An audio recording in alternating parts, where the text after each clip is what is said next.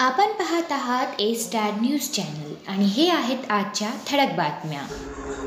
आमदार बाबाजानी दुर्राणी यांची ऐनवेळी उमेदवारी नाकारल्याने मतदारांकडून संताप व्यक्त।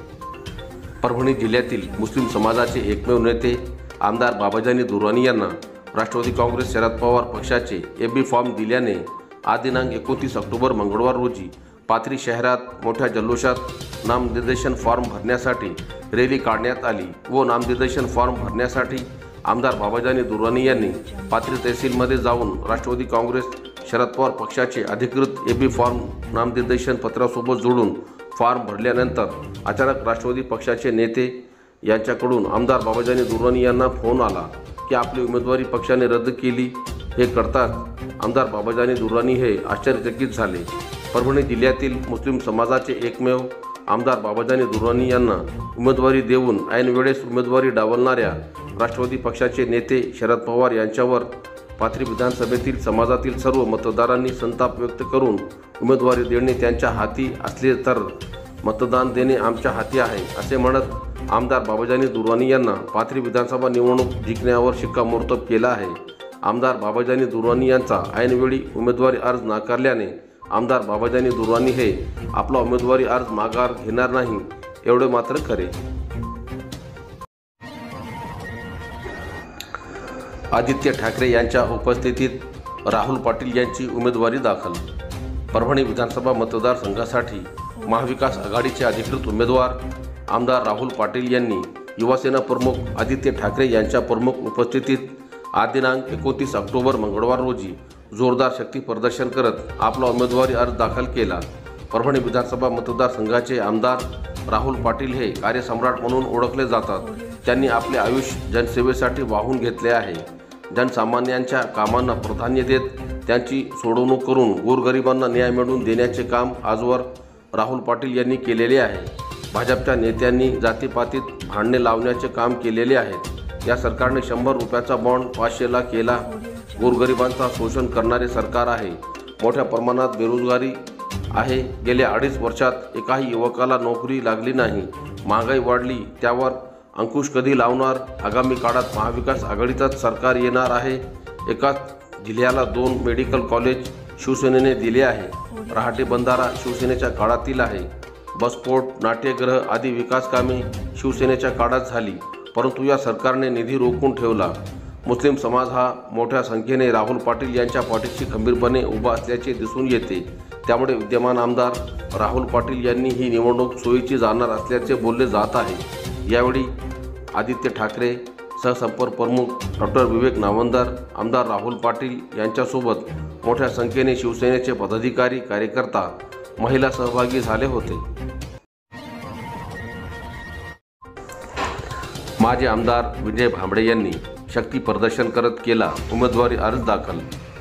जिंतूर सेलू विधानसभा मतदारसंघात अर्ज भरण्याच्या शेवटच्या दिवशी महाविकास आघाडी शरद पवार गटाचे उमेदवार माजी आमदार विजय भांबळे यांनी शक्ती प्रदर्शन करत आज दिनांक 29 ऑक्टोबर मंगळवार रोजी आपला उमेदवारी अर्ज दाखल केला आहे। महाविकास आघाडीचे अधिकृत उमेदवार माजी आमदार विजय भांबळे यांनी वरुड नाक्यावरून भव्य रॅली तहसील कार्यालयापर्यंत काढण्यात आली। दरम्यान विजय भांबळे यांची जिल्हा परिषद मैदानावर भव्य सभा पार पडली। या सभेला आमदार रोहित पवार यांची उपस्थिती होती। रॅलीत मोठ्या संख्येने नागरिक, महिला सहभागी झाले होते। सेलू पोलिसांच्या धाडीत 1 लाखाचा स्वस्त धान्य साठा जप्त। शासकीय वितरण प्रणालीचे काळ्या बाजारात विक्रीसाठी जाणारा धान्य साठा बालूर येथे साठवलेल्या 1,02,000चा गहू व तांदळाचा साठा सेलू पोलिसांनी जप्त केला आहे। आरोपीच्या विरोधात कलम 3(7) अत्यावश्यक वस्तू अधिनियम 1995 अंतर्गत गुन्हा दाखल करण्यात आला आहे। सेलू तालुक्यातील बालूर येथील बोरी रोडवरील अंबरनाथ हॉटेलच्या पाठीमागे विक्रम शिंदे यांच्या मालकीच्या दुकानात शासकीय वितरण प्रणालीचा 1,02,000 किमतीचा गहू व तांदूळ काळ्या बाजारात विक्री करण्यासाठी अवैधरित्या साठवून ठेवला होता, ज्यामध्ये गव्हाचे 71 पोते व तांदळाचे 31 पोत्यांचा समावेश आहे। सदरील साठा सेलू पोलिसांनी 28 ऑक्टोबर मंगळवार रोजी जप्त केला आहे। पोलीस उपनिरीक्षक गणेश पवार यांच्या फिर्यादीवरून पोलीस निरीक्षक दीपक बोरसे यांच्या मार्गदर्शनाखाली बालूर येथील आवेश कुरेशी यांच्या विरोधात सेलू पोलीस ठाण्यात गुन्हा दाखल करण्यात आला आहे।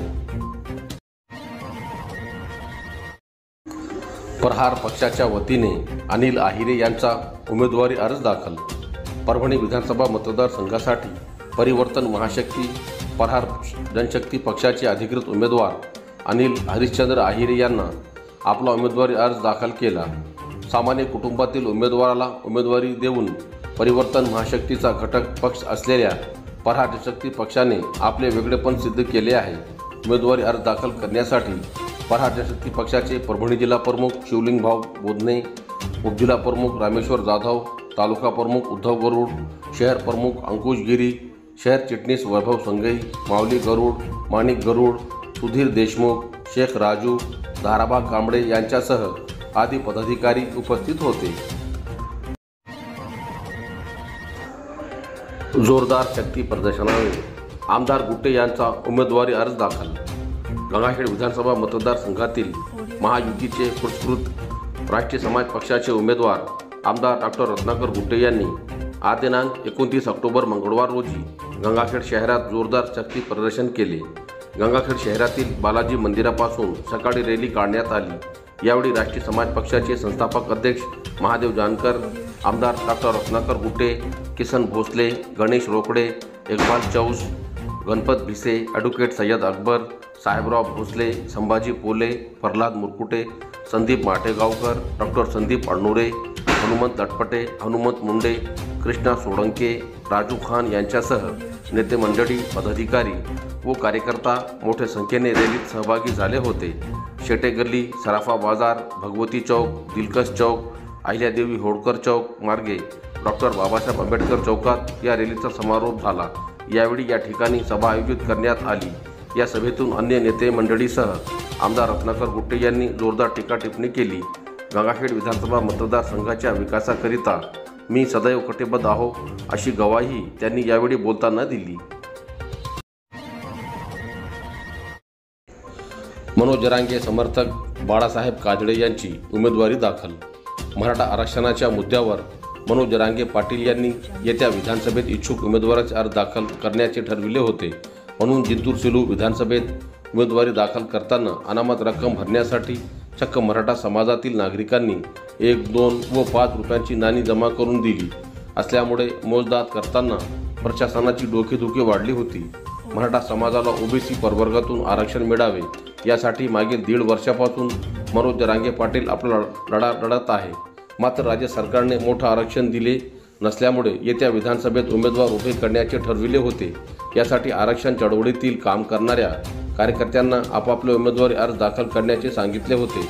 म्हणून जिंतूर तालुक्यात मराठा आरक्षण चळवळीत सक्रिय काम करणारे बाळासाहेब काजळे यांनी आज दिनांक 29 ऑक्टोबर मंगळवार रोजी आपला उमेदवारी अर्ज दाखल करणार असल्याने मराठा समाजातील नागरिकांनी 1, 2 व 5 रुपयांची नाणी जमा केली होती। ही नाणी अनामत रक्कम म्हणून संबंधित उमेदवार बाळासाहेब काजळे यांना अनामत रक्कम जमा करण्यात आली। यावेळी नाणी मोजण्याच्या वेळी वेळ लागला असल्यामुळे प्रशासनाची डोकेदुखी वाढली होती। यावेळी केवळ 1000 रुपयांची नाणी प्रशासनाने स्वीकारली। दरम्यान मकरंद अनासपुरे यांच्या गल्लीतील गोंधळ दिल्लीत मुजरा या चित्रपटाची आठवण झाली। मोहम्मद अब्दुल अलीम सोफीसर यांच्या मुलाचे सौदी अरेबिया येथे लग्न। सेलू शहरातील डॉक्टर झाकीर हुसेन प्राथमिक शाळेचे मुख्याध्यापक अलहाज अब्दुल अलीम सोफीसर यांचे चिरंजीव मोहम्मद दानियाल मुजम्मिल यांचा विवाह परभणी येथील एसटी मेकॅनिक सय्यद मुस्तफा यांची कन्या मसूद सय्यदा आमेना यांच्याशी 27 ऑक्टोबर रविवार रोजी जगातील मुस्लिम समाज बांधवासाठी सर्वात पवित्र मानला जाणारा ठिकाण मस्जिद नबवी मदिना मुनव्वरा सौदी अरेबिया येथे असर नमाजनंतर संपन्न झाला। लग्नानंतर वधू वराच्या उज्ज्वल भविष्यासाठी नातेवाईकांनी प्रार्थना करून लग्नाच्या शुभेच्छा दिल्या।